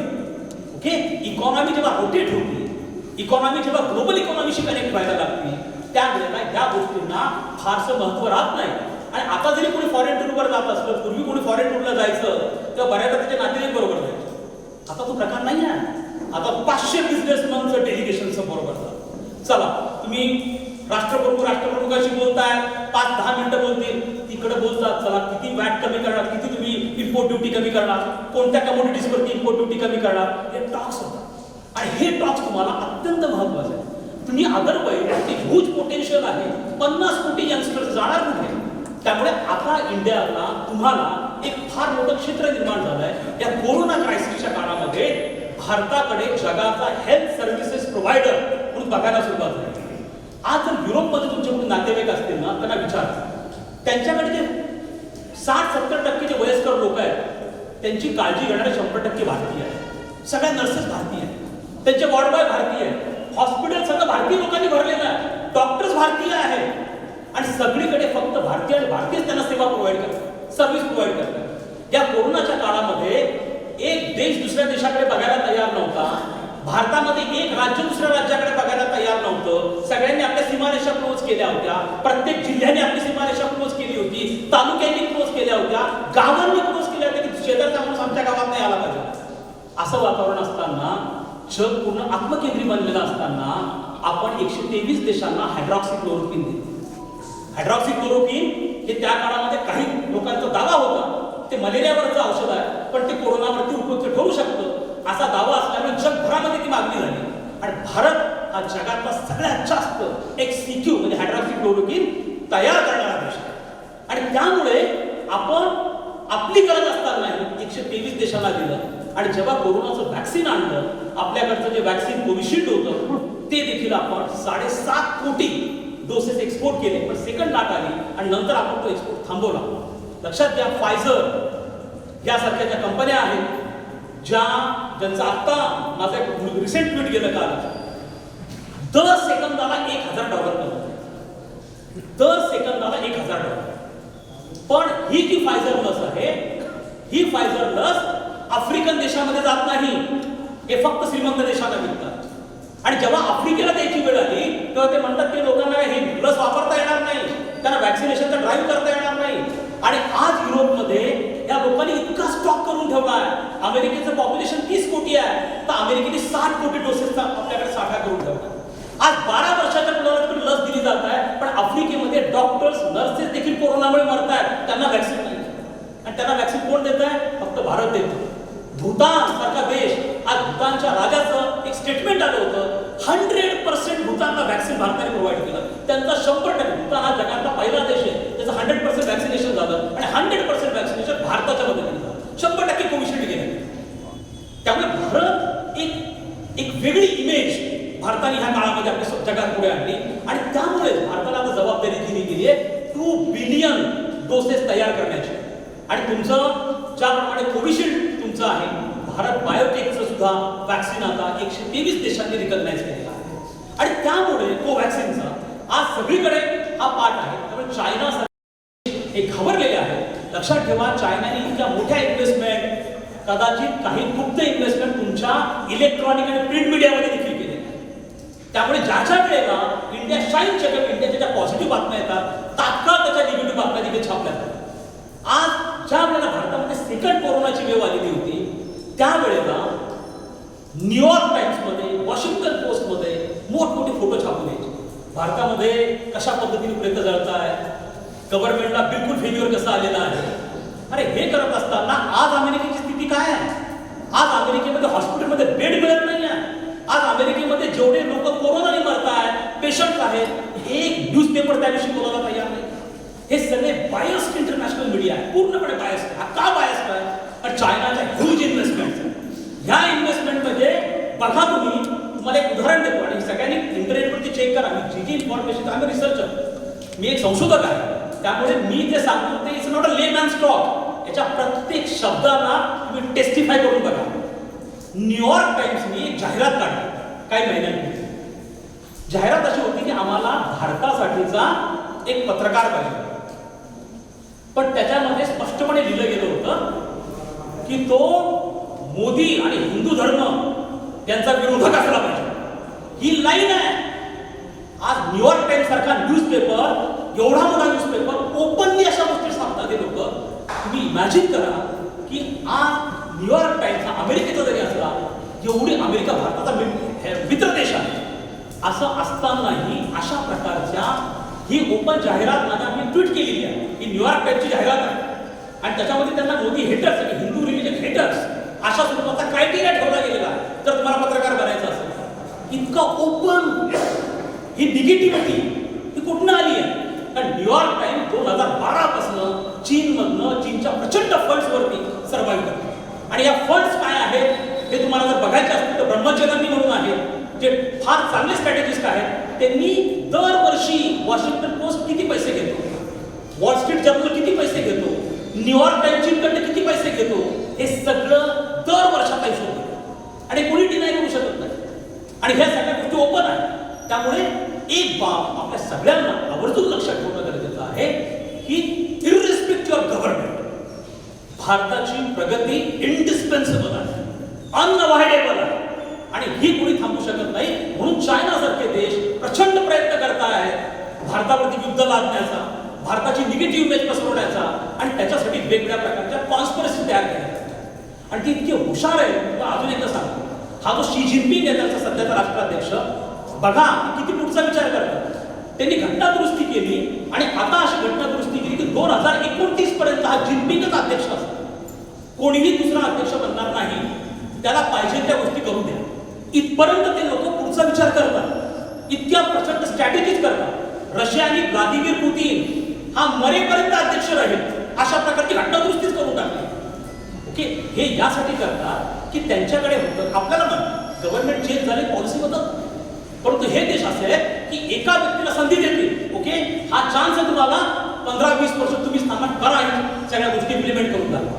तरी चायनामध्ये ज्या पद्धतीने त्याच्या डेव्हलपमेंट झालेल्या आहेत, आपल्याला येत्या काळामध्ये अत्यंत दक्ष राहणं गरजेचं आहे. तशी आपली डिफेन्स कॅपॅबिलिटीज प्रचंड वाढलेल्या आहेत. लक्षात ठेवा, चायना फक्त आपले मसल दाखवतो, प्रचंड तुम्हाला व्हिडिओज पाठवतो, बघा आमच्याकडे किती प्रचंड शस्त्र आहेत. गलवानचा एक क्रायसिस झाला, पण 2 वर्षात चीनने तुमच्यावरती का नाही हल्ला केला? आज जर चीन तुमच्यापेक्षा एवढा बलवान आहे, त्याच्याकडे एवढे शस्त्र आहे, पण चीनची हल्ल्याची हिंमत झालेली नाही, कारण हा 1962चा भारत नाही. आज या भारताकडे 2 हात करण्याची, कानाखाली आवाज काढण्याची पण पूर्ण धमक आहे. चीनला याची पूर्ण कल्पना आहे की इंडियाने देखील अग्नीसारखा ICBM तयार केला. अग्नी 5 ची रेंज आहे 6000 किलोमीटर. चीनचं प्रत्येक शहर आपल्या आवाक्यामध्ये, प्रत्येक शहर. आणि चीनला याची कल्पना. अग्नी 6 आता येतो आहे. अग्नी 6 इंटरकॉन्टिनेंटल बॅलिस्टिक मिसाईल, 10,000 किलोमीटरची रेंज. आपण डायरेक्ट नॉर्थ कोरियापासून तर कुठेही आपण अटॅक करू शकतो. आजच्या घडीला चीनचं कोणतंही शहर आपल्या अटॅकच्या बाहेर नाही. पाकिस्तानचा आपल्यासमोर बच्चा, आपण पाकिस्तानचा विचार करू, आणि तो देश ना म्हणजे नंगेसे खुदाबी डर आहे असा तो देश आहे. तो बँकरप्ट देश पूर्णपणे. तो चालतो त्याची पॅरालिकल मागे, अफीम आहे, ड्रग्ज आहे. तर दाऊद इब्राहिम सारखे लोक बसले जे रिअल इस्टेटमध्ये पैसा गुंतवतात, सगळा तो पैसा काढतात. आणि कालच मी एक ट्विट केलंय ज्यामध्ये जगामध्ये कायदा सुरक्षा कोणत्या देशामध्ये कशी आहे ते 140 देशांपैकी पाकिस्तानचा क्रमांक 133 आहे. त्याच्यावरती आफ्रिकेमध्ये देश आहे. पण पाकिस्तान हा तसाही असं करायला जाणार, पाकिस्तानचे तसेही तुकडे होणार आणि ते होऊ नये म्हणूनच तिने तालिबान तिथं आणलं. ज्या वेळेला 1971ला बांगलादेश निर्माण झाला, पाकिस्तानला दुसरी भीती होती की त्यांच्या पश्चिमेला जे पख्तून लोक आहेत, पठाणी लोक आहेत, ते नक्की पख्तुनिस्तान निर्माण करतील. आणि तो पख्तुनिस्तान निर्माण होऊ नये म्हणून पाकिस्तानला सातत्याने रिलीजियस गव्हर्नमेंट अफगाणिस्तानमध्ये तयार करायचं होतं. म्हणजे सगळ्यांना रिलीजनकडे अट्रॅक्ट करायचं, जेणेकरून पख्तुनिस्तानची मागणी होणार नाही. आणि म्हणून पाकिस्तान अफगाणिस्तानमध्ये सातत्याने इंटरव्ह्यू करत. आणि आता हे जे गव्हर्नमेंट त्यांनी आणलंय हे पूर्णपणे त्यांचं स्पॉन्सर्ड गव्हर्नमेंट. पण गव्हर्नमेंट इतकं भारी आहे, 33 मिनिस्टर आहेत तालिबानच्या गव्हर्नमेंटमध्ये. त्या 33 पैकी 17 जण आंतरराष्ट्रीय दहशतवादी. ओके, आणि त्यांना त्यांच्यावरती इनाम लावलंय. कोणावरती 30 कोटीचं इनाम, कोणावरती 50 कोटीचं इनाम लावलेलं आहे. आणि त्याचे बघा त्यांचं क्वालिफिकेशन. त्यांचा जो पंतप्रधान आहे, हा पंतप्रधान आजपर्यंत, तो आत्ता काहीतरी मागच्या आठवड्यात अवतरला, तो कुठे होता 20 वर्ष, काय होता? आणि त्याचं जगाकडे एकच चित्र होतं फक्त, दात तुटलेला, एक डोळा गेलेला. तो कधीतरी 1970 मध्ये रशियाबरोबर लढताना त्याचा एक फोटो होता, तो CIA कडे होता. तो कोण आहे, काय, काहीच माहिती नाही. त्यामुळे दुसरा त्यांचा जो उपपंतप्रधान आहे मुल्ला बरादर, त्यांनी हा कंदहारचा जो हायजॅक केलं होतं, हा मुल्ला बरादरने केलं. आणि त्यानंतर त्यांचा जो होम मिनिस्टर आहे हक्कानी, हा हक्कानी तर त्याच्यावरती 35 कोटीचे इनाम अमेरिकेने लावले. आणि 2 वर्षापूर्वी अफगाणिस्तानमध्ये, काबूलमध्ये भारतीय दूतावासाचा जो बॉम्बस्फोट झाला होता, त्याची जबाबदारी ह्याच हक्कानी घेतली. आणि त्यांचा जो home minister, deputy home minister आहे, तो जगभरामध्ये सुसाईड स्क्वॉड जे आहे, सुसाईड बॉम्बर, त्याचं नेटवर्क राबवायचं. अशा प्रकारची ही लोक आहेत आणि ती तिथे सत्तेवरती बसलेली. पण त्यांना काही नाही आहे, त्यांना राज्यकारभार अजिबात येत नाही. बंदूक घ्या, याला मारा, त्याला मारा, ते शांतच राहू शकत नाही. कारण ते सातत्याने क्रायसिसमध्ये लोक आहेत, त्यांना राज्यकारभार करता येत नाही. म्हणून अफगाणिस्तानची जनता उपाशी मारायला लागली. आणि आज तालिबान आपल्यासाठी किती धोका असला तरी भारताचा उदारपणा बघा. भारताने त्यांना 10 लाख टन गहू देण्याचं मान्य केलं आणि ते भारत आता त्यांना प्रोव्हाइड करतोय. हा भारताचा सगळ्यात मोठा भाग आहे. भारत तिथं $3 बिलियन डेव्हलपमेंट प्रोजेक्ट राबवतो. आज अफगाणिस्तानची संसद भारताने बांधून दिली, तिथले हॉस्पिटल भारताने बांधून दिले, सलमा डॅम भारताने बांधून दिला.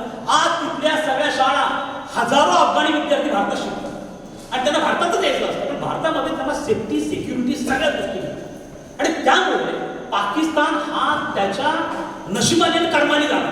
कारण पाकिस्तानकडनं आपल्याला तेवढा पाठ नाहीये जेवढा चायनाकडनं आपल्याला धोका आहे. आणि चीन हा एक असा देश आहे की तो एकदा सीमाला उकरतो, त्यानंतर तो सातत्याने तो तणावपूर्ण ठेवतो, पण तो कधीही अटॅक करत नाही, वेळेची वाट बघतो. पण कधीही चीनने आपल्या दावा सोडलेला नाहीये. हा जगातला एकमेव असा देश आहे ज्याच्या 14 देशांबरोबर सीमा भेटलेल्या आहेत आणि चीनचा स्वतःचा फक्त 30% चीन आहे, 70% त्यांनी दुसऱ्यांकडनं बळकावलं. जसं 62 मध्ये 38,000 स्क्वेअर किलोमीटर लँड त्यांनी भारताची बळकावली. हा चीन तुम्हाला पुन्हा एकदा सोडणार नाही. त्यामुळे तुम्हाला या बाबतीमध्ये मेंटली प्रिपेअर्ड राहावं लागेल. पण आता आपल्याला कल्पना आहे की आपली प्रायोरिटी इकॉनॉमिक डेव्हलपमेंट आहे. मग आपण चीनचा सामना करायचा कसा, तर त्यासाठी आपल्याला अमेरिकेची मदत घ्यावी लागेल. आणि म्हणून भारत सध्या अमेरिकेच्या जवळ जाताना तुम्हाला दिसतो आहे. आणि म्हणूनच ज्या पूर्वीची जे ट्रम्प गव्हर्नमेंट होतं ते तर इतकं ओपन होतं, म्हणजे ट्रम्पच्या बाबतीमध्ये मला काही गोष्टी फार आवडायच्या. तो होता वेडा, म्हणजे त्याला असं रात्री काहीतरी स्वप्न पडायचे आणि सगळ्याला काही ट्विट करायचं, कुठेतरी कोक पितोय काय करतो. म्हणजे तो पूर्वी कुस्त्या लढवायचा, त्याचं काम काय होतं कुस्तीवरती पैसे लावणं वगैरे अशा प्रकारची कामं करणारा डायरेक्ट प्रेसिडेंट झाले. आणि त्याचं वागणे पण तो होता कसा, त्याच्या दोन गोष्टी फार चांगल्या, तो पाकिस्तानला फार हेट करायचा आणि चीनला फार तिरस्कार करायचा. या कार्यक्रमाचे प्रायोजक समर्थ फर्निचर अँड मॉल. काय तात्या, पोरीचं लगीन ठरलंय, तिच्या संसाराला लागणारे भांडे कुंडे घ्यायचेत. काय रे मामा, भाचीला कपाट घ्यायचंय. काय आप्पा, पुतणीला फ्रीज घ्यायचाय. अगं बाई ताई, बहिणीला वॉशिंग मशीन गिफ्ट करायचं आणि आत्याबाईला फुईचीर म्हणून कुकर घ्यायचाय. अरा थांबा, खरेदीसाठी इकडं तिकडं धावपळ करू नका, चिंता सोडा आणि हे सगळं एकाच ठिकाणी खरेदी करा. काय कुठं? अहो, आपल्या वाल्मिकरावच्या समर्थ फर्निचर मॉल मध्ये. सर्व प्रकारचे ब्रँडेड फर्निचर आणि विविध नामांकित कंपन्यांचे इलेक्ट्रॉनिक वस्तू आणि दर्जेदार स्टीलची भांडी, आकर्षक क्रॉकरीज आता सर्व एकाच छताखाली, अर्थात समर्थ फर्निचर मॉल मध्ये. Samarth furniture and mall, Ghulewadi, Sangamner, Sugaon Budruk, तालुका अकोले, जिल्हा अहमदनगर. आणि त्याचं वागणे पण तो होता कसा, त्याच्या दोन गोष्टी फार चांगल्या, तो पाकिस्तानला फार हेट करायचा आणि चीनला फार तिरस्कार करायचा. आणि इतका तिरस्कार करायचा की बस. त्यामुळे तो कधी भारताच्या मदतीला अमेरिका धावून येईल इथपर्यंत त्यांनी नेऊन ठेवलं. आता आपल्याकडनं ते आपल्याला अनमॅन एरियल व्हेकल्स देतात, ड्रोन देतात त्याला. आणि हे इतके महत्वाचे ड्रोन्स आहेत, आपण त्याच्यामध्ये मिसाईल न्यूक्लिअर वेपन्स पण फायर करू शकतो. आता जेव्हा मोदी जाऊन आले त्यावेळेला त्या अग्रीमेंटवरती साईन पण झालेलं आहे. कारण प्रिडेटर नाव आहे त्या ड्रोनचं, ते आपल्याला मिळतं आहे. रशियाकडनं आपल्याला S-400 ही अँटी बॅलिस्टिक मिसाईल सिस्टम मिळते आहे. अँटी बॅलिस्टिक मिसाईल सिस्टम म्हणजे असा प्रकार आहे की जर उद्या चीनने एक मोठं क्षेपणास्त्र आपल्यावर सोडलं, न्यूक्लिअर वेपन सोडलं, तर ते हवेतल्या हवेमध्ये उद्ध्वस्त करणं, त्याला म्हणतात अँटी बॅलिस्टिक मिसाईल सिस्टम.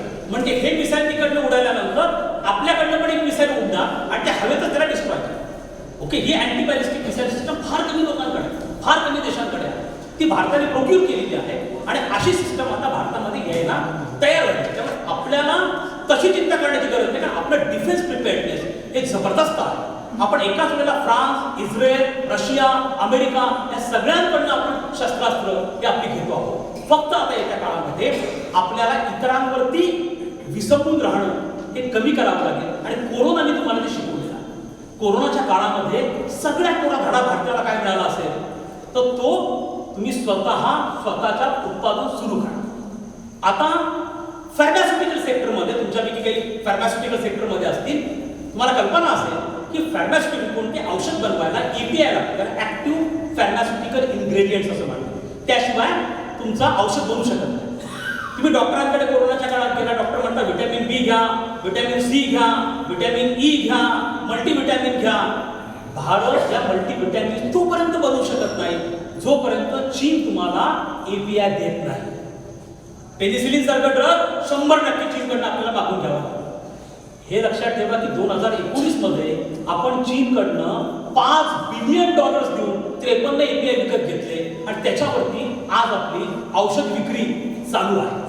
आज तमिळनाडूमधला हुजियरी कापडांचा चेन बनवायला चीन, बटन्स बनवायला चीन, सगळे त्याच्यावरती डिपेंड आहे.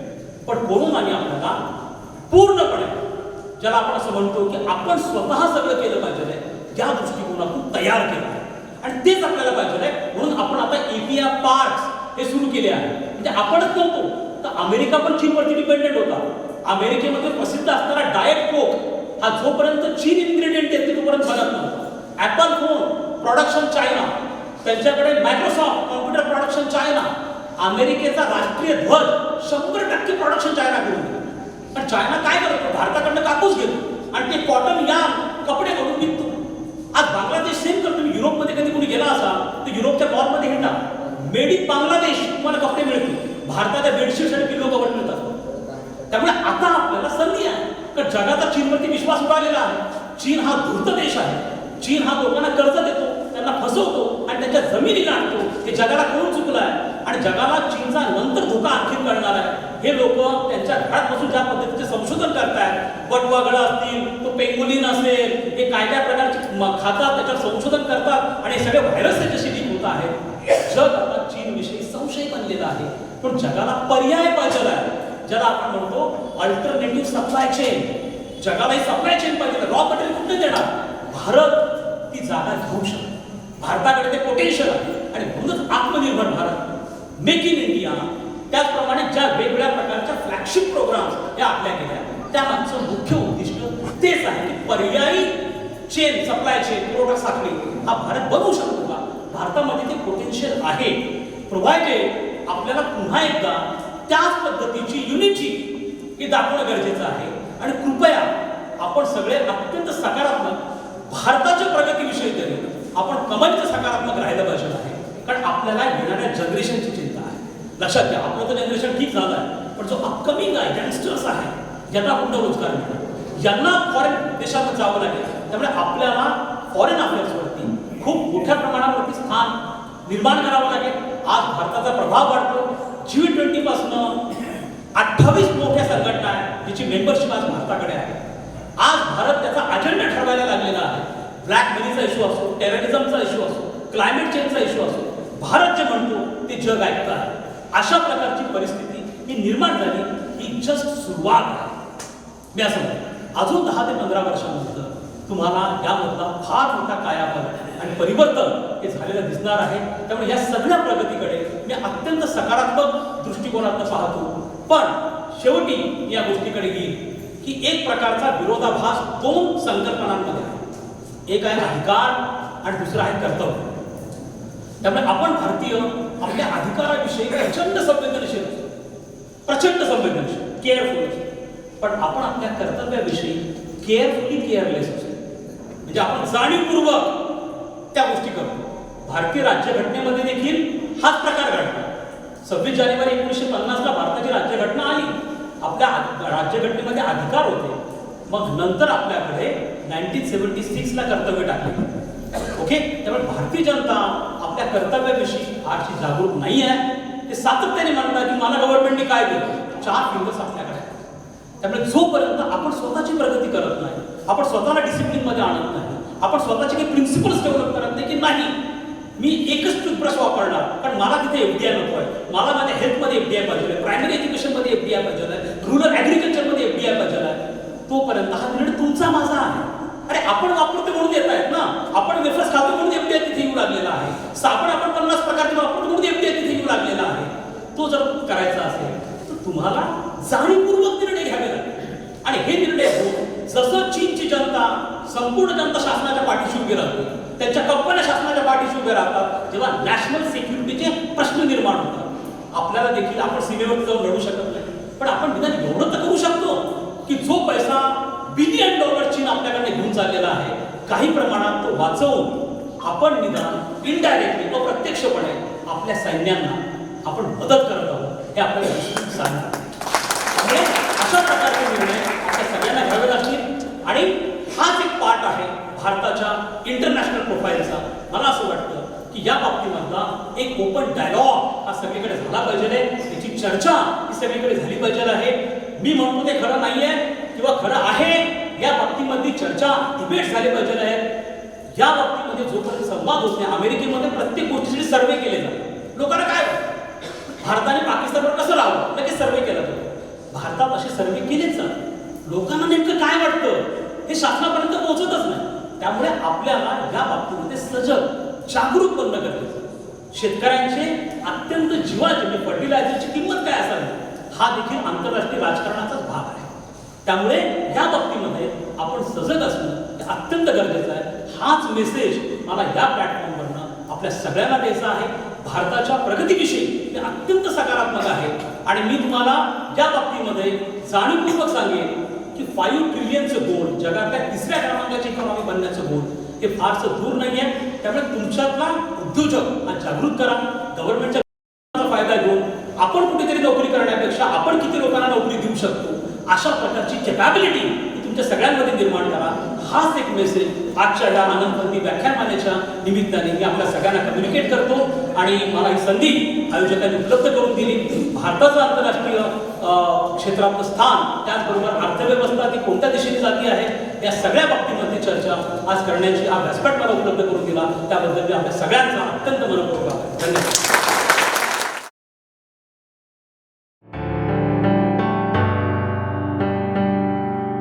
या कार्यक्रमाचे प्रायोजक समर्थ फर्निचर अँड मॉल. काय तात्या, पोरीचं लगीन ठरलंय? तिच्या संसाराला लागणारे भांडे कुंडे घ्यायचेत? काय रो मामा, भाचीला कपाट घ्यायचंय?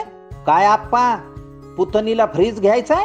अगं बाई ताई, बहिणीला वॉशिंग मशीन गिफ्ट करायचं आणि आत्याबाईला फुईचीर म्हणून कुकर घ्यायचाय? अरा थांबा, खरेदीसाठी इकडं तिकडं धावपळ करू नका. चिंता सोडा आणि हे सगळं एकाच ठिकाणी खरेदी करा. काय कुठं? अहो, आपल्या वाल्मिकरावच्या समर्थ फर्निचर मॉल मध्ये सर्व प्रकारचे ब्रँडेड फर्निचर आणि विविध नामांकित कंपन्यांचे इलेक्ट्रॉनिक वस्तू आणि दर्जेदार स्टीलची भांडी, आकर्षक क्रॉकरीज आता सर्व एकाच छताखाली अर्थात समर्थ फर्निचर मॉल मध्ये. Samarth furniture and mall, Ghulewadi, Sangamner, Sugaon Budruk, तालुका अकोले, जिल्हा अहमदनगर.